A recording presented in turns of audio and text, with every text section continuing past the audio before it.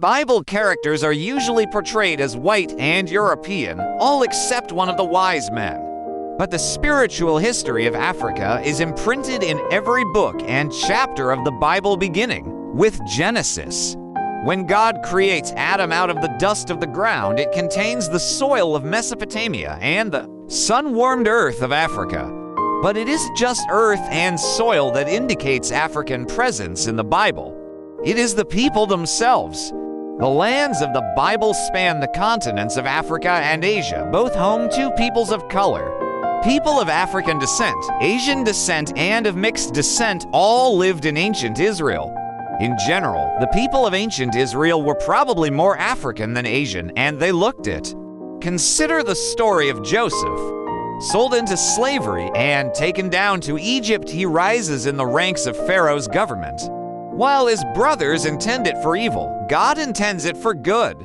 Joseph is able to bring his father and 11 brothers down to Egypt to escape a devastating famine. This means all 12 tribes of Israel and their descendants live in Africa for over 200 years until Moses leads them to freedom. They go down as 70 souls and they come back 1.5 million strong. Through intermarriage, African blood flows freely through their veins. Even so, the people are called Hebrews, not Egyptians. Why? Not because of race or racism. That construct doesn't come into existence until the 1600s. It is because of tribe. Tribal affiliation is what matters in the ancient world.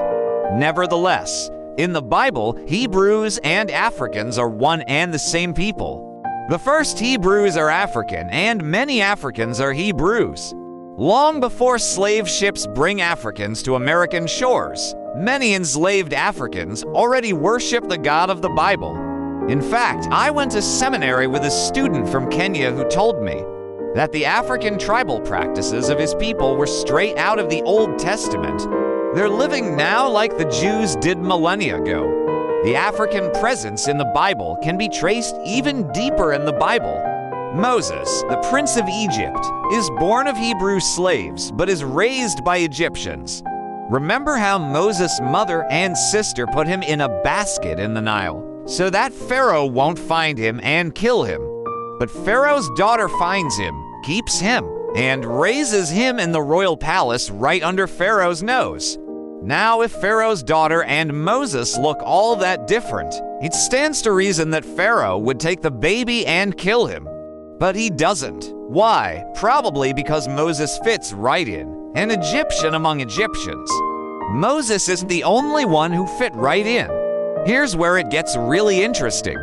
Remember how Mary and Joseph take Jesus and flee when King Herod wants to kill him?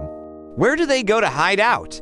Where do they go to find sanctuary? Where do they go to blend in? Egypt. Now, if Joseph, Mary, and Jesus look all that different from the native Egyptians, they would never pass. But they do. Like this video and follow more.